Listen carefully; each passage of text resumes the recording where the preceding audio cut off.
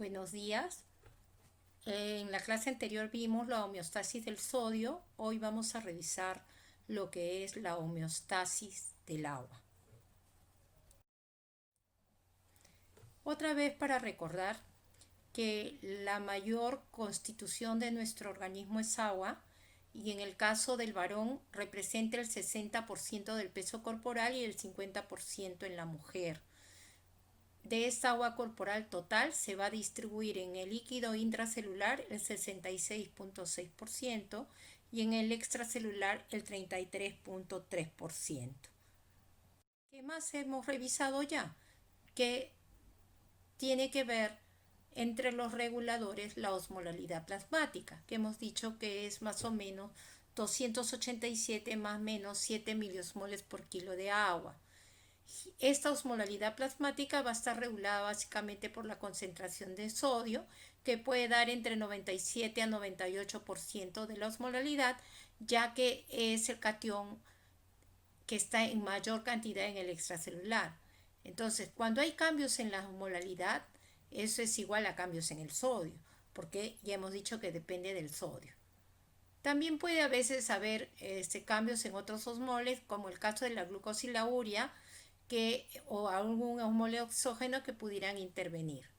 Pero en condiciones normales esto no sucede. Cuando hay patología, sí. Lo que tenemos que recordar es que esta osmolalidad se mantiene estable y que las variaciones son muy pequeñas, ¿no? Para que tengamos patología tiene que subir 2 hasta 3% de lo normal para que tengamos un cuadro clínico. Esta es la fórmula que ya conocemos de la osmolalidad plasmática, que viene a ser 2 veces la concentración del sodio plasmático más la glucosa entre 18 más la urea entre 6. Y eso es más o menos 287 miliosmoles por kilo.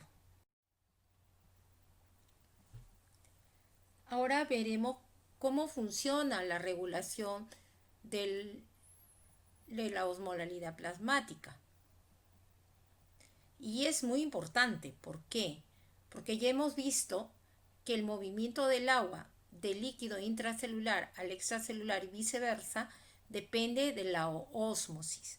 Entonces, los cambios en la osmolalidad van a ocasionar cambios en el volumen del agua de ambos compartimentos. Entonces, la forma activa de regular la presión osmótica del medio interno va a depender de estos movimientos. Cuando hay hiposmolalidad e hiperosmolalidad van a producirse síntomas neurológicos serios, incluso la muerte, como resultado del movimiento del agua dentro y fuera del cerebro. En este caso, el intracelular es el cerebro. Se vuelve se vuelve de mucha importancia porque hay que atravesar la barrera hematoencefálica y demora un poco más su adaptación y no es como las membranas celulares que rápidamente se estabiliza a un lado y otro de la membrana. En este caso no, como vamos a revisar. Generalmente ya lo sabemos, la osmolalidad plasmática está determinada por la concentración del sodio y la regulación de la osmorregulación depende de los osmorreceptores del hipotálamo. Y estos van a responder mediante la secreción de la hormona antidiurética y la SET.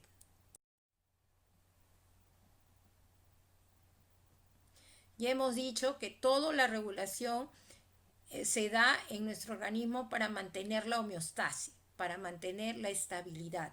En este caso, es importante mantener estable el volumen celular, en este caso estamos hablando del cerebro. Entonces, para lo de la osmolalidad cerebral y para que esto se mantenga estable, existe un mecanismo que trata de igualar y de formar osmoles a partir de otras sustancias para que los cambios no sean bruscos, ¿no? Porque por decir, si hay una hipernatremia con un incremento de la osmolalidad plasmática, obviamente el intracelular, en este caso las neuronas cerebrales, van a estar hipotónicas en relación a este medio. Por lo tanto, el agua de dónde se va a ir al lado de mayor concentración. que sería el extracelular, y esto va a ocasionar síntomas cerebrales. Entonces, ¿qué tiene el cerebro para compensar, para tratar de compensar y de mantener la homeostasis? Va a haber una respuesta adaptativa con los iones de sodio, potasio y solutos orgánicos como el inositol, aminoácidos como la glutamina y la taurina, que van a formarse, pero demora más o menos 24 horas. Entonces las primeras 24 horas son de mucho riesgo. Por eso dice que los cambios a nivel cerebral pueden ocasionar la muerte. Muy bien, entonces tenemos en la hormorregulación, vamos a tener dos formas de respuesta. Primero el ajuste rápido y el ajuste lento. ¿Qué es esto? El ajuste rápido es cuando añadimos sal, por decir, comemos cancha salada en el cine, a nivel del vaso sanguíneo, vamos a tener un aumento de la concentración del sodio y esto va a hacer que se libere, porque va a aumentar la osmolalidad plasmática, se va a liberar la hormona antidiurética y esto lo que va a hacer es reabsorber el agua en el túbulo colector, ¿no? Buscando la dilución y regresar al estado estable. Eso es la primera respuesta de ajuste rápido, ¿no? Entonces, ¿qué tenemos? Pero luego este aumento de volumen reduce otra hormona, a la aldosterona. Entonces su función de reabsorción de sal, que es lo que hace normalmente la aldosterona, se bloquea. Y en esto, ¿qué va a pasar como respuesta? Hay una pérdida de sal por la orina que arrastra agua. Y de esa manera, con este ajuste lento a nivel, digamos, del túbulo irisal y colector por acción de aldosterona, se va a orinar y vamos a regresar al estado estable.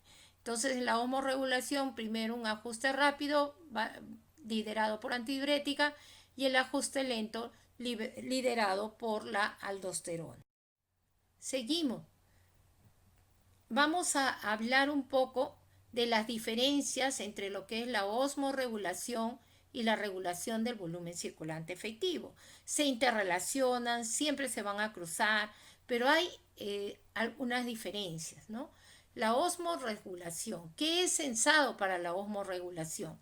La osmolaridad plasmática.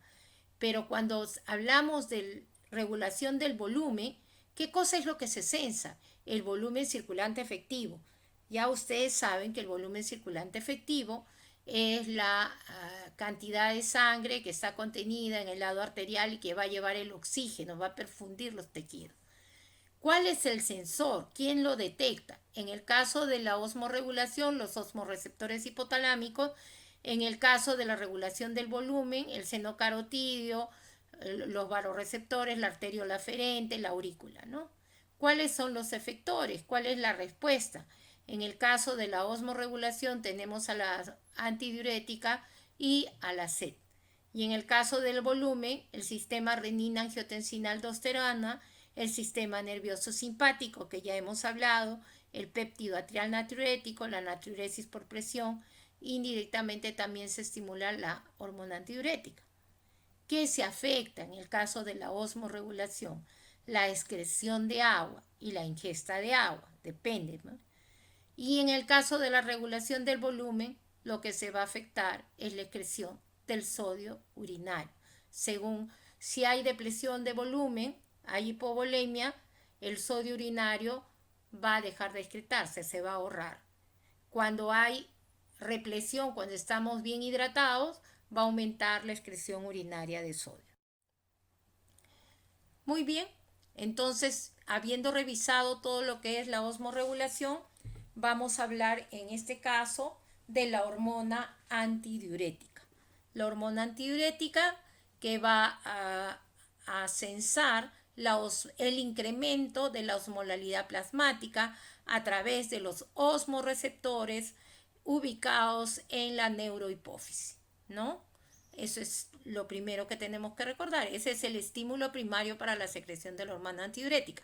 Pero también, como vimos en el cuadro anterior, cuando hay disminución del volumen circulante efectivo, también es un estímulo menor para la secreción de hormona antidiurética.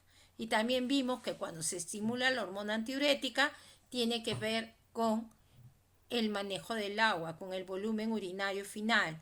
¿Y qué es lo que va a pasar? Va a ahorrar el agua, va a reabsorber más agua, por lo tanto va a haber una disminución del flujo urinario. ¿Y cuál es eso? Miren, si nosotros vamos a sobreponer la osmorregulación y lo que es el volumen extracelular, o sea, el volumen circulante efectivo. Entonces, ¿qué tenemos?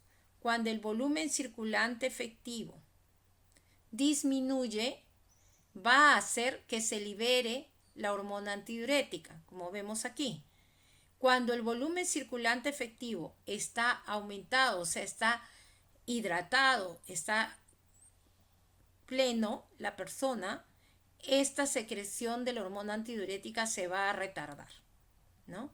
Entonces tiene mucho que ver y se mueven en forma coordinada tanto la liberación de la hormona antidiurética como la osmolalidad plasmática y tienen que ver indirectamente con el volumen circulante efectivo.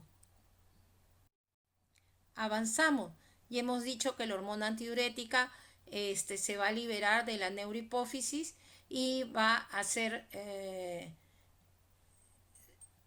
vertida a través de la secreción del núcleo paraventricular y el núcleo supraóptico, que va a enviar a esta hormona hacia la neurohipófisis o hipófisis posterior para que se libere y vaya a actuar al túbulo colector donde existe el receptor B2 para la hormona antidiurética. Entonces ya sabemos, y ya lo hemos dicho en clases anteriores, la hormona antidiurética es la que regula el balance del agua. Se va a estimular con pequeños cambios en la osmolalidad de 1 a 3%. Ya sabemos que regula la concentración y el volumen urinario y regula la homeostasis del agua corporal total en condiciones normales.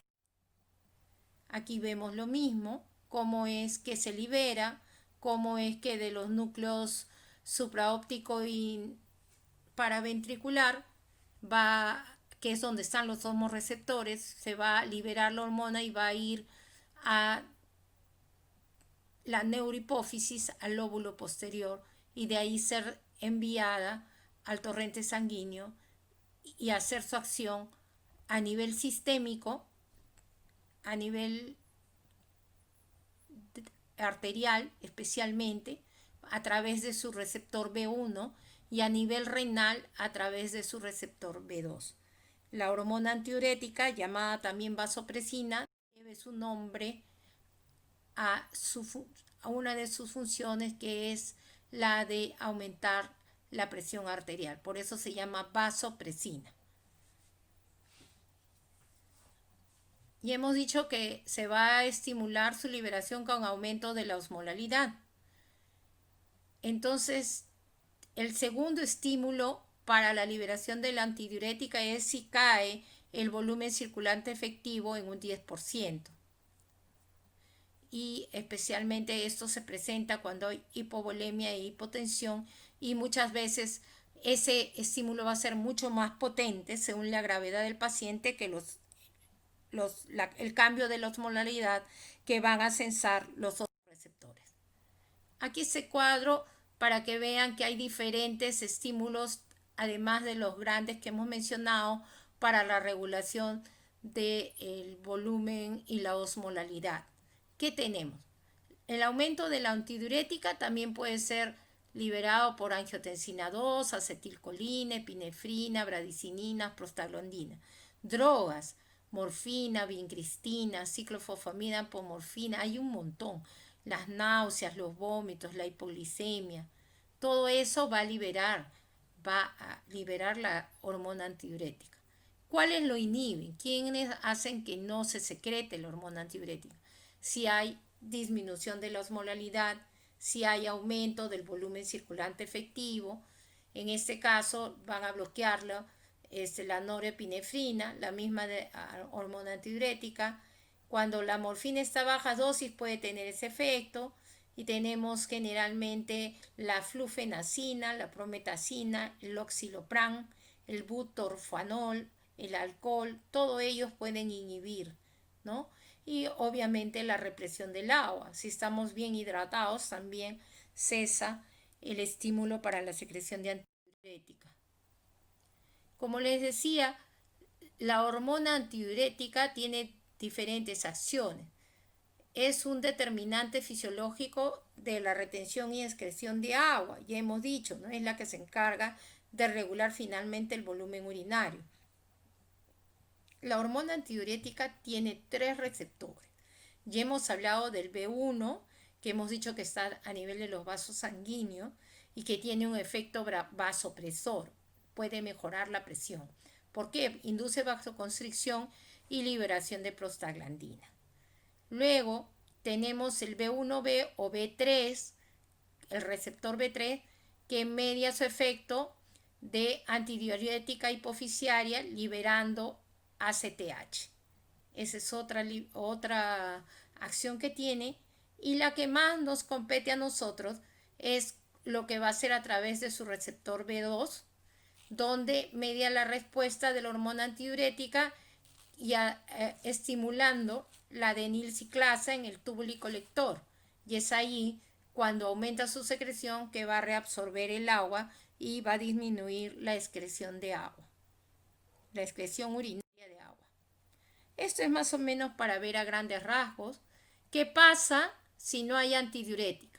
Si no hay antidiurética, somos capaces de poner 20 litros de orina al día, y eso con una osmolaridad de 50, como vamos a ver. Y cuando está en su máxima acción la antidiurética, podemos concentrar la orina y miren, y esta puede ser de 1 a 1.5 litros por día. Lo vemos aquí, en esta nueva diapositiva, vamos a ver en el lado izquierdo lo que es la diuresis. ¿No es cierto? Que es parecido a lo que hemos visto. No hay acción de antidiurética. La osmolalidad urinaria, miren, ha caído a 50 y vamos a poner hasta 20 litros de orina.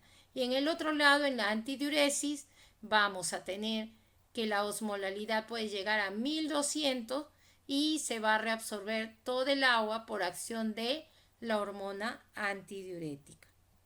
Y en esto juega mucho el mecanismo de contracción. O sea, disminuye el volumen de orina.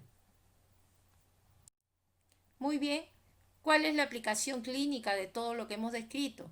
Si aumenta la hormona antidiurética, aumenta el volumen extracelular, tenemos como consecuencia hiponatremia por dilución, y un ejemplo claro de esto es la secreción inadecuada de la hormona antidiurética.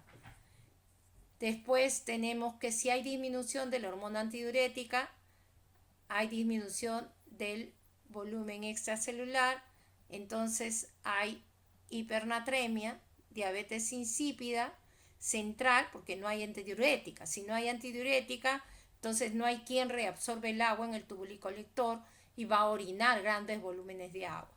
También tenemos cuando falla el receptor B2, que ya hemos visto que estaba en la membrana vasolateral del túbulo colector, entonces se va a presentar lo que llamamos la diabetes insípida nefrogénica, porque hay una lesión en este receptor B2. Por lo tanto, no puede cumplir con su acción de reabsorber agua, la antidiurética.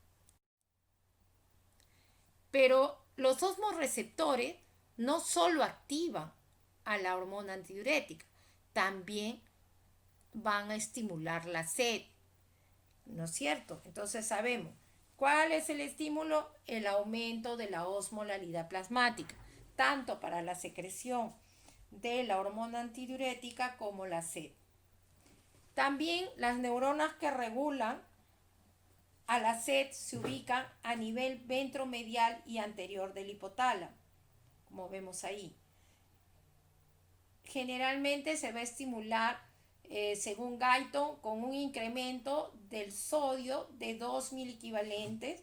Otros dicen con un incremento de la osmolalidad a 295 miliosmoles por kilo de agua o una concentración de sodio en 145 miliequivalentes por litro.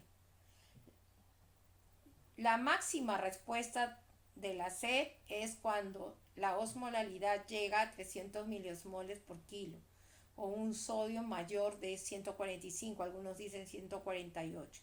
Y podemos consumirnos tanta agua como entre 20 y 25 litros por día.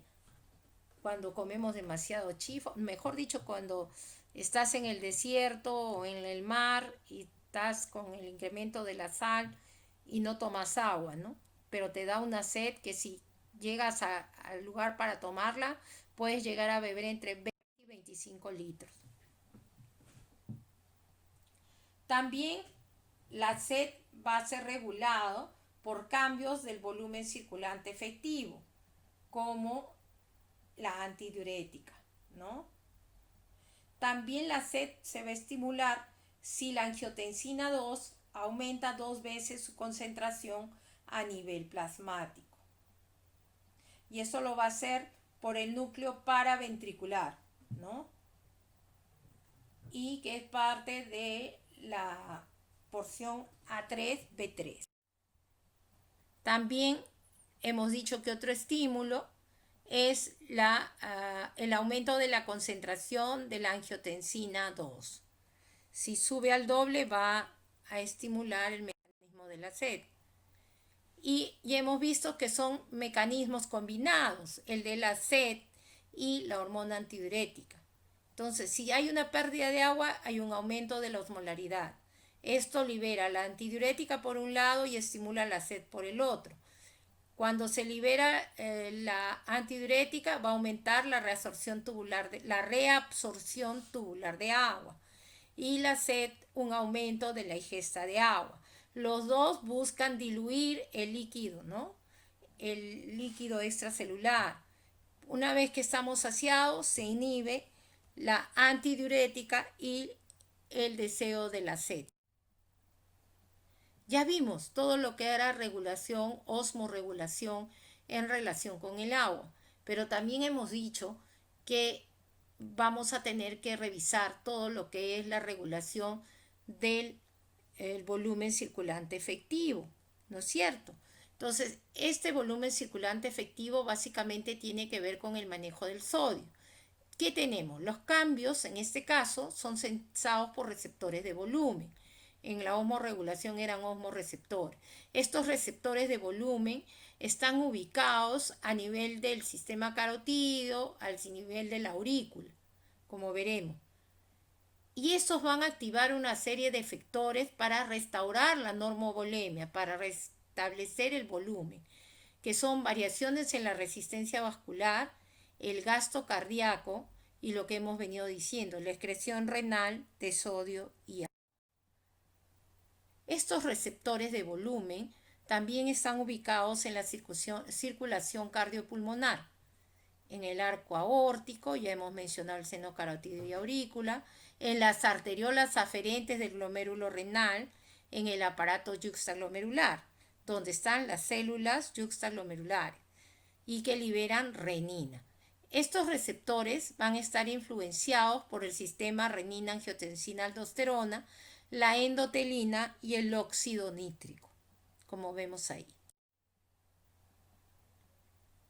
¿Qué más tenemos que ver en los receptores de volumen? Hay un buen grupo que son receptores extrarrenales y que están gobernados por el sistema nervioso simpático y por el péptido atrial natriurético. Los receptores cardiopulmonares solo se evidencian en la inmersión del agua, en la gente que hace buceo, esas cosas, ¿no? Los buzos que se sumergen, ahí sí, ahí se hace evidente. Que ahí se ve qué cosa, se redistribuye el fluido vascular de las piernas al tórax por la presión hidrostática del agua. Hay un aumento del volumen sanguíneo y el gasto cardíaco y un aumento de la excreción de sodio y agua y se libera al péptido atrial natriurético, ¿no? Eso es lo que pasa cuando hay inmersión en el agua. Te da ganas de orinar. Y esto es más o menos la ubicación de estos receptores de volumen o también algunos llamados varoreceptores. Hay de presión alta, de presión baja y por supuesto la arteriola aferente del aparato yuxtaglomerular. ¿Cuál es la respuesta cuando hay una disminución del volumen circulante efectivo? El estímulo será eso, que cae el volumen circulante efectivo. El sensor son los varoreceptores, tanto de presión alta como de presión baja, y que van a también estimular la liberación de la hormona antidiurética y la sed. finalmente el efecto será disminuir la excreción renal de agua y por el otro lado aumentar la ingesta del agua, para el caso de que ya estimularon a antidiurética y sed. La idea es disminuir la concentración del sodio para que disminuya la osmolalidad y regrese al estado estable, se restituya la homeostasis. Luego también participa para esta regulación del volumen circulante efectivo el sistema renina-angiotensina-aldosterona. Ya sabemos que va a ser producida a nivel sistémico, especialmente está en el endotelio vascular y también en los tejidos, ¿no? Especialmente riñón, en algunos como el corazón, cerebro y vascular, ¿no? ¿Qué tenemos? Una vez que se libera la renina, va a estimular al hígado, ¿para qué? Para que convierta el angiotensinógeno en angiotensina 1. Como vemos acá, vino la renina y el angiotensinógeno del hígado se volvió angiotensina 1. Va a ir a nivel pulmonar y la enzima convertidora de la angiotensina, un ECA, va a convertirlo en angiotensina 2. La angiotensina 2 es la que va a dar los efectos, ¿no? Esta va a dar los efectos. ¿Qué cosa va a hacer? Generalmente va a tener receptores de angiotensina, tanto a nivel del endotelio como también a nivel de los tejidos. ¿Y qué cosa va a hacer la respuesta? La respuesta celular, contracción, ¿no? Contracción, secreción.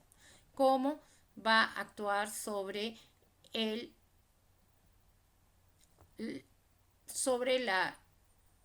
aumento de la resistencia de la arteriola eferente?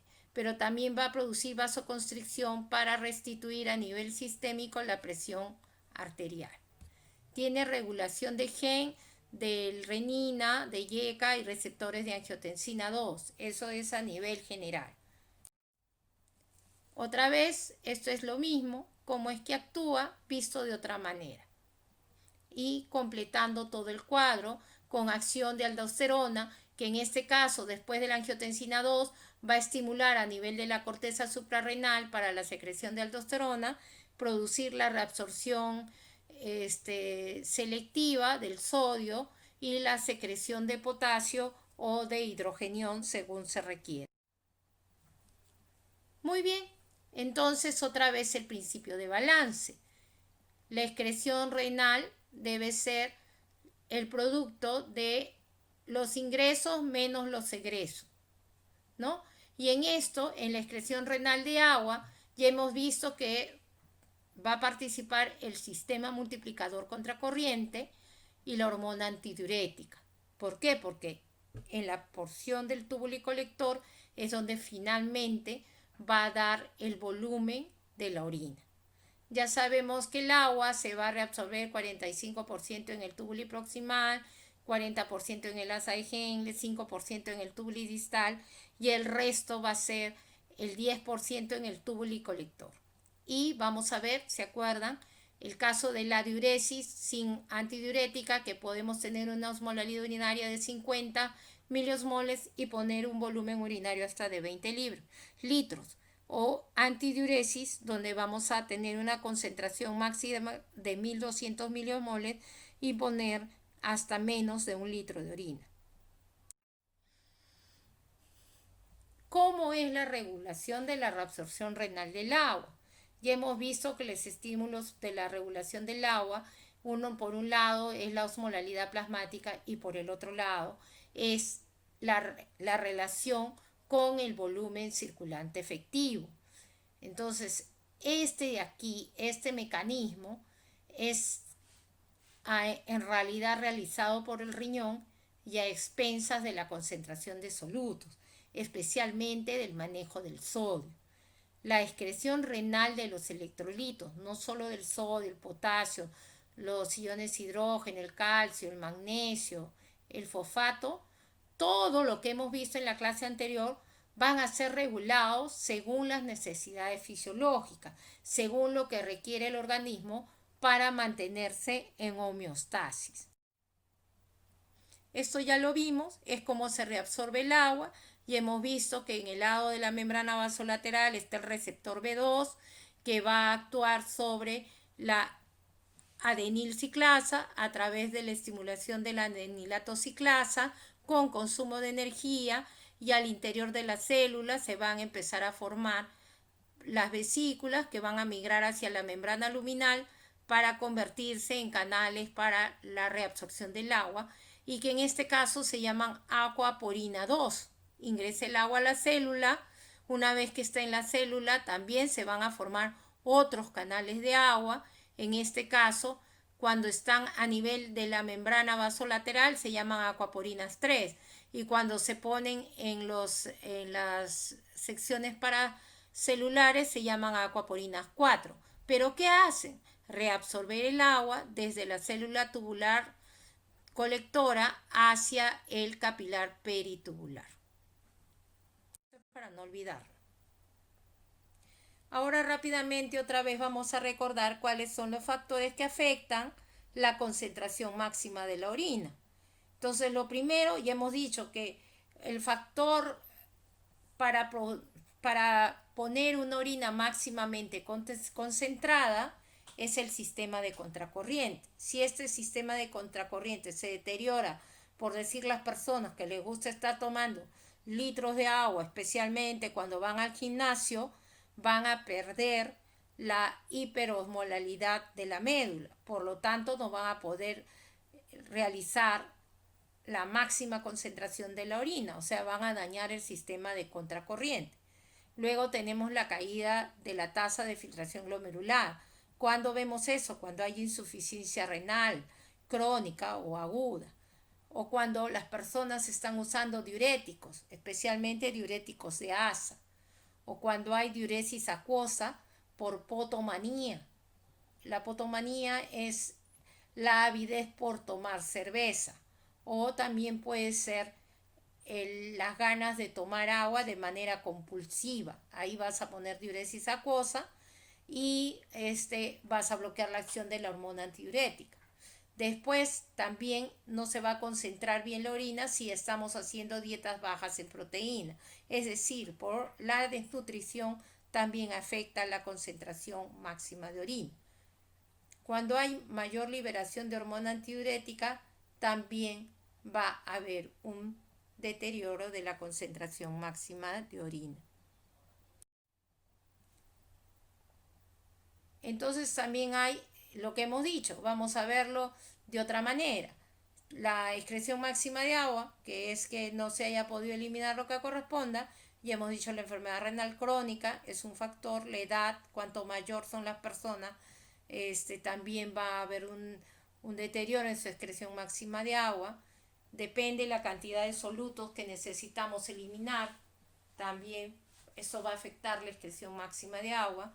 La diuresis osmótica, especialmente cuando usamos manitol, ¿no? En casos de tumores cerebrales, el uso de tiazida, cuando hay disminución de la hormona antidiurética por, digamos, un tumor o por diabetes insípida nefrogénica, que no puede actuar porque no tiene receptor, cuando hay una disminución del volumen circulante efectivo, o cuando las personas consumen antiinflamatorios no esteroideos. Ahora rápidamente vamos a hacer la función endocrina del riñón, ¿no? Que no la habíamos más que mencionado. Y el riñón es capaz de producir diferentes hormonas o autacoides. Dentro de ellos tenemos el sistema renina-angiotensina, que se produce a nivel del complejo yuxtaglomerular, y que finalmente la angiotensina 2 estimula la aldosterona, que está en la corteza suprarrenal, y que ya hemos visto sus acciones. También se va a producir péptido atrial natriurético a través de los flujos sanguíneos locales. Es una producción local, renal. Después también se produce la eritropoyetina, que tiene que ver con la formación de la hemoglobina. Por eso es que si hay falla renal, el paciente con falla renal tiene anemia. También se produce la hidroxilación de la vitamina D y volviéndose el calcitriol, que es el compuesto que tiene la función hormonal para regular el metabolismo fosfocálcico.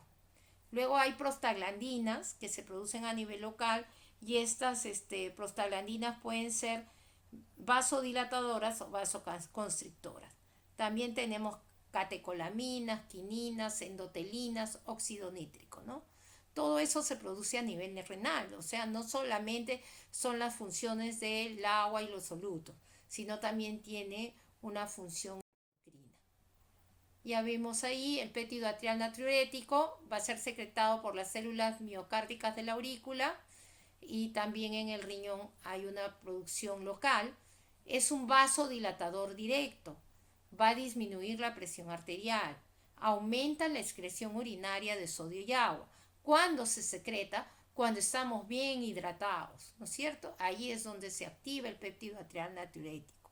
En el riñón incrementa la tasa de filtración glomerular y disminuye la reabsorción de sodio en el túbulo colector medular.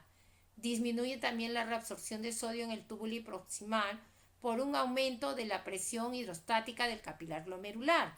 Ya lo dijimos, ¿no? Mejora la perfusión, entonces hay aumento de la tasa de filtración por aumento de la presión hidrostática del capilar glomerular. O también una liberación local de dopamina. ¿Cómo se controla su secreción? Ya les he venido diciendo, la expansión del volumen es censado por un incremento en los vasoreceptores, el estiramiento auricular. ¿No es cierto? Se distiende la aurícula y entonces dice, uy, ya estamos muy llenos, estamos llenos de agua, por favor, ahora elimina para regresar al estado estable. ¿Ya ven? Se aumenta la presión de llenado cardíaco y se controla, se regula con el sistema renina-angiotensina-aldosterona de manera opuesta, ¿no? En el caso de renina-angiotensina-aldosterona se estimula cuando hay disminución del volumen circulante efectivo y el péptido atrial natriurético se estimula cuando hay un incremento del volumen circulante efectivo. Bien, ahora vemos eritropoyetina. La eritropoyetina es una hormona de naturaleza proteica que en condiciones fisiológicas es sintetizada en el riñón. ¿Qué hace la eritropoyetina? Estimula la médula ósea, que es donde se producen las células sanguíneas. ¿Se acuerdan? A la célula madre y especialmente a la serie roja para aumentar los glóbulos rojos, ¿no? Eso es importantísimo. Ya sabemos que la eritropoyetina junto a la vitamina D y la renina son las principales funciones hormonales del riñón. Y aquí está, ¿cómo es que se produce? Para que se produzca la eritropoyetina, lo importante es la hipoxia, la disminución de la concentración de oxígeno.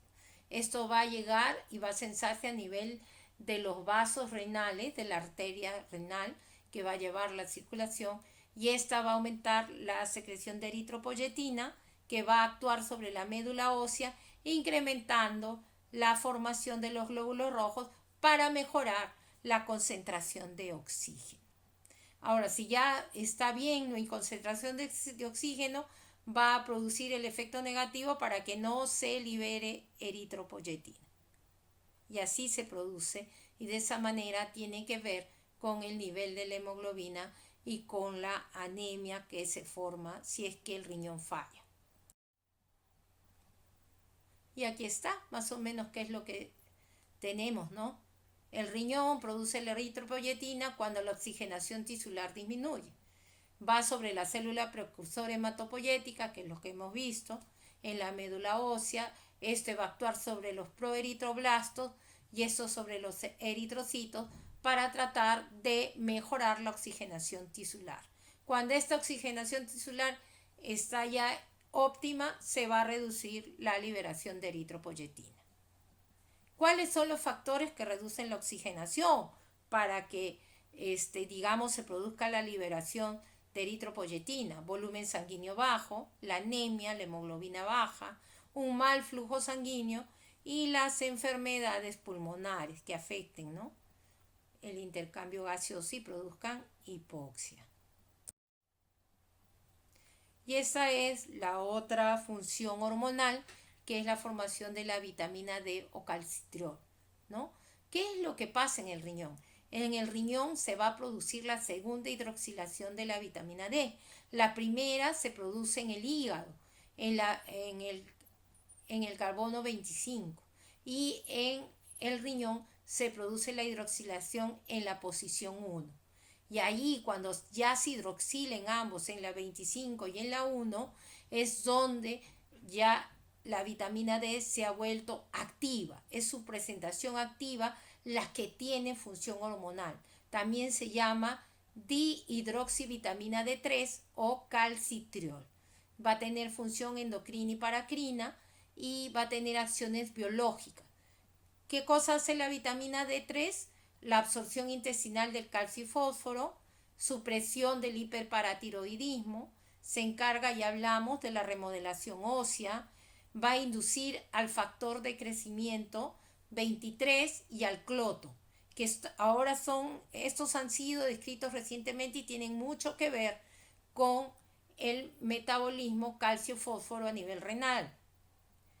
También hay la supresión del sistema renina-angiotensina por la vitamina D, inhibición de la proteinuria y prevención de la inflamación. Como vemos, hay muchas funciones relacionadas a la dihidroxivitamina D3 o calcitriol. Y tenemos otras funciones renales, las vimos al comienzo. Interviene mucho en la vida sexual cuando hay insuficiencia renal, hay una disminución del nivel de testosterona en los varones y disminución de la libido en ambos sexos. También hay una caída de la calidad de los espermatozoides, ¿no?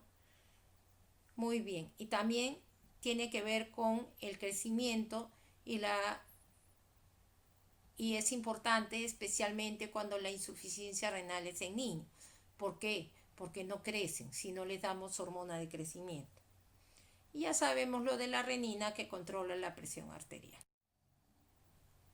Ya hemos dicho que produce otras autacoides, endotelina, que ya vemos que regula la resistencia vascular, también va a participar en la modulación del transporte de solutos y fluidos y en la regulación de la proliferación celular y acumulación de la matriz extracelular.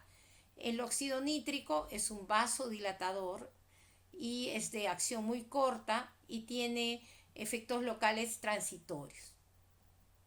Las acciones a nivel del riñón son regulación de la hemodinámica renal, produce vasodilatación, especialmente se libera, por decir, cuando exponemos a un nefrotóxico, en este caso el contraste yodado, cuando también usamos fármacos, el óxido nítrico se va a liberar para mejorar la perfusión haciendo la vasodilatación. También modula el transporte de fluidos y electrolitos y regula el daño en respuesta a una injuria, que es lo que les estaba mencionando, ¿no?